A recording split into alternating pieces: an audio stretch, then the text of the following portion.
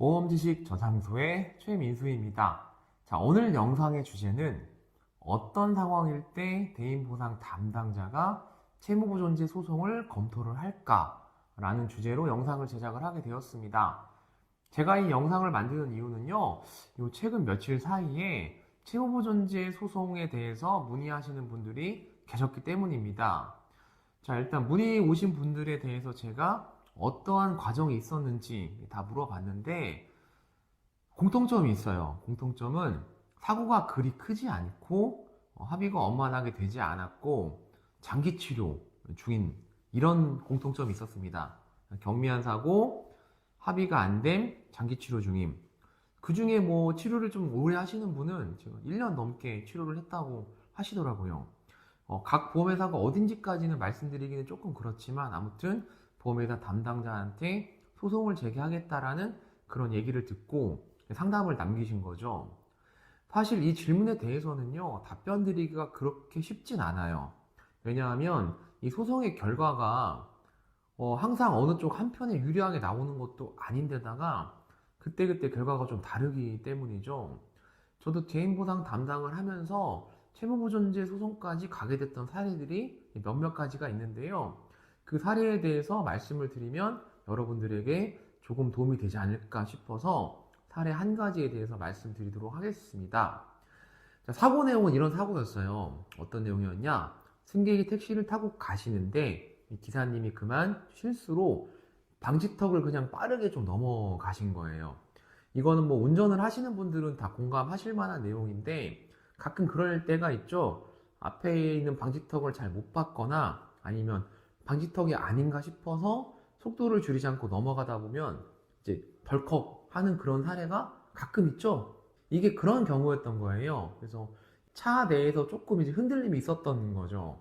그러다 보니까 그 사고 때문에 본인이 허리가 너무 아프다 이런 얘기를 하면서 대인 접수 요청을 하신 거예요. 근데 기사님께서도 이 부분에 대해서 굉장히 반발을 거세게 하신 거죠. 뭐 말이 되냐? 아니 내가 방지턱을 넘어간 거는 맞긴 맞는데 그걸 가지고 병원 가겠다고 하는 건 너무 심하다. 이렇게 하면서 며칠 동안 계속 옥신각신 하셨나 봐요. 결국은 근데 기사님이 두 손 두 발을 들으시고 접수를 하신 거예요. 그 사고가 저한테 이렇게 배당이 됐죠. 기사님이 접수를 하시면서 저에게 엄청나게 많은 하소연을 하셨어요. 진짜 너무 억울하다. 이거 어떻게 하면 되느냐. 이거 병원에 가면 뭐 보험 사기 아니냐. 뭐 기타 등등 할 수 있는 억울함은 전부 다 하소연 하시더라고요. 그런데 뭐 제가 형사도 아니고 뭐 어떡하겠습니까? 일단 접수가 됐으니까 저희는 병원에 가시겠다고 하면 지불보증해 주는 거고 피해자와 대화를 하는 거죠. 근데 아무튼 제가 블랙박스 영상을 받아보니까 물론 이 블랙박스 영상에 신뢰는 없어요. 그러나 전방 영상만 있는데 이 전방 영상만 봐도 흔들림이 어느 정도는 알 수 있잖아요. 근데 진짜 흔들림이 얼마 안 됐어요. 그래서 제가 피해자한테 전화를 당연히 처음에 걸었죠. 뭐 아프시다고 하셔서 접수는 되셨는데 기사님이 하시는 말씀이 억울하다고 하신다. 그런데 저희가 무조건 우리 고객이 편만 드는 건 아니라 솔직히 사고가 너무 경미한 것 같다. 그러니 원만하게 좀 정리해달라. 저희가 합의금 몇십만 원 정도는 드릴 테니까 그렇게 정리했으면 좋겠다. 이 피해자분이 그래도 제가 병원에 한번 다녀오면 안 될까요? 이게 아니에요. 제가 그 목소리랑 말투를 아직도 기억하는데 마치 누군가한테 훈련받은 사람인 것처럼 제가 얼마나 아픈지 아세요? 이 얘기를 계속 해요. 그래서 어떻게 하겠습니까? 뭐 그러시면 알았다고 일단 병원을 좀 다녀오셔라 하고서 이렇게 쭉 지켜봤는데 병원을 정말 많이 가세요. 제가 다시 전화를 걸었죠. 저 이 정도 치료 받으셨으면 좀 이제는 합의 좀 해주셨으면 좋겠다. 이건 정말 아닌 것 같다. 이렇게 말씀을 드렸는데 똑같이 얘기를 합니다. 제가 얼마나 아픈지 아세요? 와, 저희는 진짜 제가 그 순간 어마어마한 무슨 그 채무자가 된 기분이었어요. 아니, 우리가 그렇게까지 잘못을 심하게 했나? 이런 사고로? 너무하는 거 아니야? 제가 이런 말까지 했던 것 같아요. 아니, 본인이 친구 차를 타고 가다가 친구가 방지턱 이렇게 조금 세게 넘어가면 그런 경우도 대인접수 요청하실 거냐? 아무리 기사님이 남이라지만 이건 좀 아닌 것 같다. 이렇게 얘기를 해서 조금 이제 살짝 이제 엄포를 놓은 거죠. 그런데도 안 통해요. 나중에 이분이 결국은 치료를 한 10개월 정도 다니셨고요.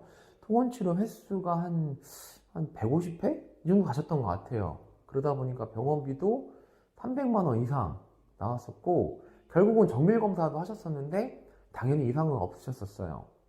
제가 이제 10개월 정도 지난 그 무렵에 결국은 통보를 합니다. 더 이상 치료 지속하시면 우리는 소송까지 가겠다.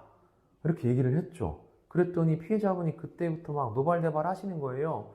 말이 되느냐. 역시 공기주가 그렇다더니 와, 뭐 말도 안 된다. 이런 얘기를 하셨지만 저도 어차피 소송까지 얘기가 나왔는데 그때부터 친절하게 대할 이유가 좀 사라지잖아요. 아니, 법정에서 봅시다. 한번 어떻게 되는지.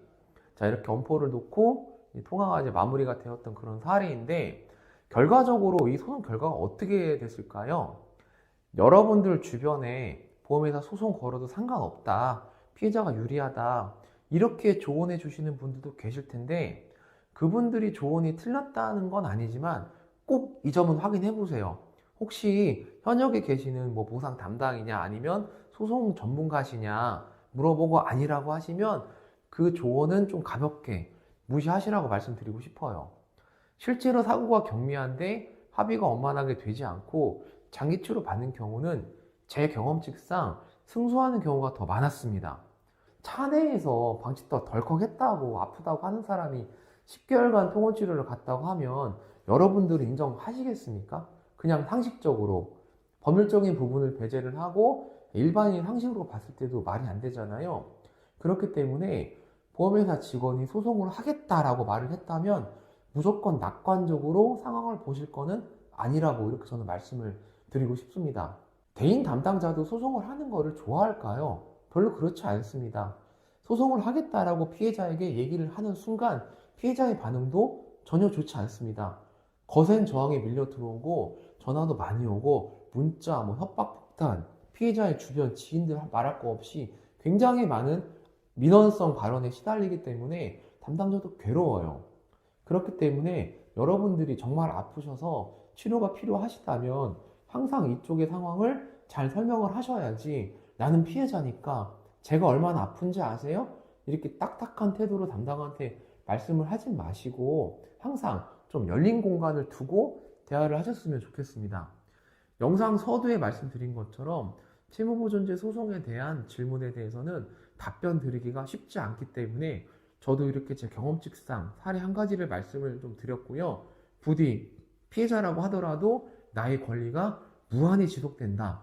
나는 언제까지고 보험회사에 있어서 갑의 위치에 있다. 이렇게 생각은 하지 않으셨으면 좋겠습니다. 자, 오늘 영상은 여기까지입니다. 다음번에는 조금 더 유익하고 좋은 영상으로 찾아뵙도록 하겠습니다. 시청해 주셔서 대단히 감사합니다.